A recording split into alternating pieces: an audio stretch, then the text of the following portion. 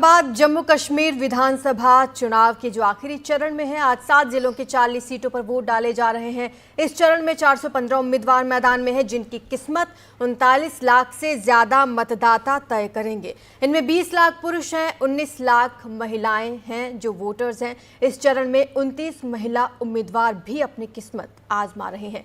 तीसरे चरण में जिन 40 सीटों पर वोट डाले जाने हैं, उनमें कश्मीर घाटी की 16 सीटें हैं, जम्मू संभाग की 24 सीटें हैं। जम्मू क्षेत्र के अधिकांश सीटों पर कांग्रेस और बीजेपी के बीच सीधी टक्कर है, लेकिन कश्मीर की जो सीटें हैं उस पर त्रिकोणीय मुकाबला है या फिर बहुकोणीय मुकाबला है, क्योंकि कई निर्दलीय भी चुनावी मैदान में हैं। तस्वीरें आना शुरू हो चुकी हैं। चुनाव आयोग पूरी तैयारियों के साथ वहां पर है। पिछले 2 चरण सफलतापूर्वक संपन्न हुए और ये आखिरी चरण है, तीसरा चरण है, और इसमें 40 सीटों पर मतदान शुरू हो चुका है। सुबह से ही लोगों का वहां पर पहुंचना शुरू हो गया है। इंतजार के बाद आज वाल्मीकि समाज, वेस्ट पाकिस्तानी रिफ्यूजी और जो गोरखा समाज है उनको कहीं न कहीं आज वोट डालना चाहिए। जो पॉलिटिकल पार्टी सत्ता में आएगी उस पार्टी से को इन चीजों का समाधान। भारतीय जनता पार्टी ने इस चुनाव को राष्ट्रवाद का कुछ अलगाववाद को बना दिया है।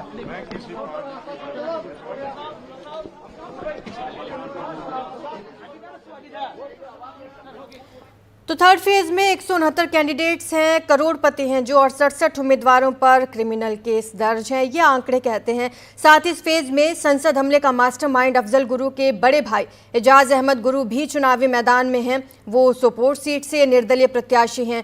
अगर हम नॉर्थ कश्मीर की बात करें तो लंगेट सीट से इंजीनियर राशिद के भाई खुर्शीद अहमद शेख चुनाव लड़ रहे हैं।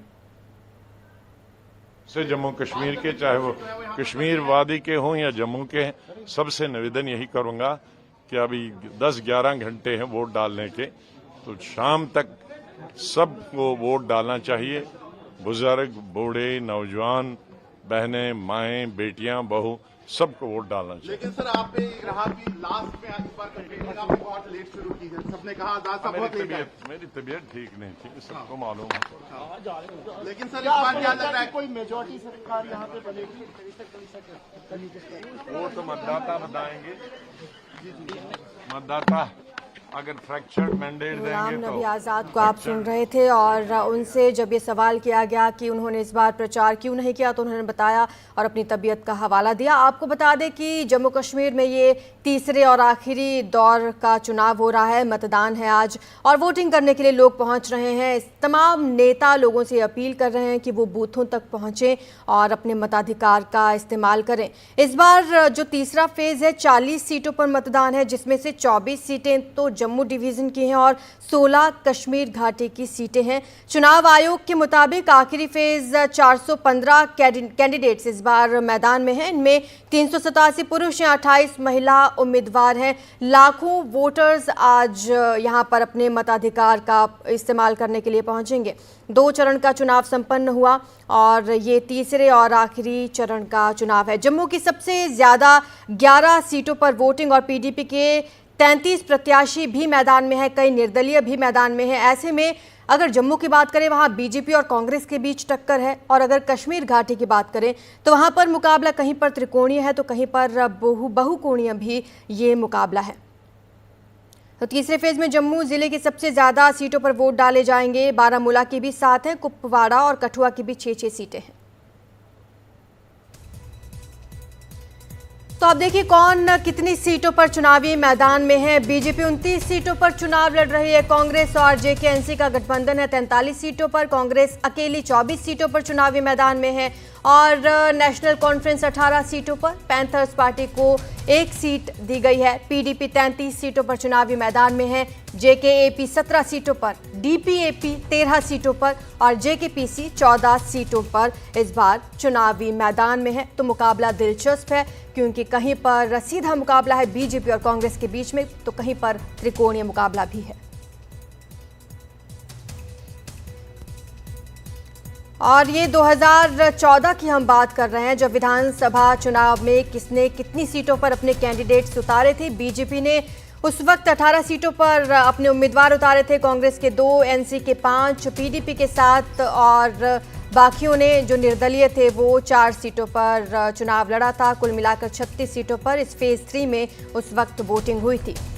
तो 2014 में फेज 3 में 36 सीटों पर वोटिंग हुई थी और इस बार 2024 में 40 सीटों पर वोटिंग हो रही है, जिसमें जम्मू और कश्मीर दोनों ही संभागों की सीटें शामिल हैं। कुल मिलाकर 415 कैंडिडेट्स हैं और ये दिग्गज उम्मीदवार कांग्रेस के लाल सिंह, जो पूर्व मंत्री हैं, इस बार बसोली सीट से ये चुनावी मैदान में है। अब बात करेंगे जेके एनपीपी के हर्षदेव सिंह की, ये भी बड़ा चेहरा माने जा रहे हैं। बीजेपी के बलवंत सिंह मनकोटिया हैं, चेनानी से ये चुनावी मैदान में इस बार उतरे हुए हैं और भी कई दिग्गज हैं इस फेज में जो चुनाव लड़ रहे हैं। कांग्रेस के ताराचंद जो छंब चुनावी सीट से इस बार विधानसभा सीट से चुनावी मैदान में है। जेकेएनसी से चौधरी मोहम्मद रमजान हैं जो हंदवाड़ा सीट से इस बार चुनाव लड़ रहे हैं और दूसरे उम्मीदवारों को कड़ी टक्कर दे रहे हैं। जेकेपीसी के ही हैं सज्जाद गनी लोन जो हंदवाड़ा से इस बार चुनावी मैदान में है। तो 7 जिलों की 40 सीटों पर वोटिंग शुरू हो चुकी है। सज्जाद गनी लोन जेकेपीसी के जो कुपवाड़ा से इस बार चुनावी मैदान में है। आईएनडी के खुर्शीद अहमद शेख हैं, ये भी बड़ा चेहरा है, लंगेट से चुनावी मैदान में है ये। और बड़ी बात यह है कि ये इंजीनियर राशिद के भाई हैं और ये बीजेपी के देवेंद्र सिंह राणा जो नगरोटा से चुनावी मैदान में है। तो ये तमाम बड़े चेहरे हैं जो इस आखिरी और तीसरे फेज में चुनावी मैदान में है। डॉक्टर नरेंद्र सिंह चुनाव लड़ रहे हैं, बीजेपी के उम्मीदवार हैं। पीडीपी के उम्मीदवार सैयद बशारत बुखारी, ये भी जाना माना चेहरा है, वागुरा क्रेरी से चुनावी मैदान में।